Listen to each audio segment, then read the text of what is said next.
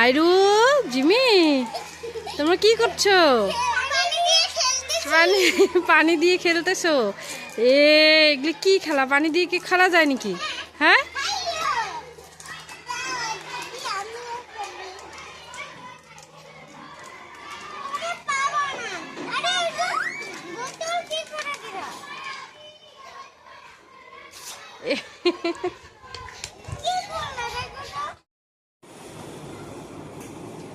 Hello friend, আজকে Jimmy আর আইরুর মধ্যে একটা গেম খেলা হবে। যে জিততে পারবে তাকে গিফট দেওয়া হবে। হ্যাঁ, রেডি তো? হ্যাঁ, 3 স্টার্ট নাও।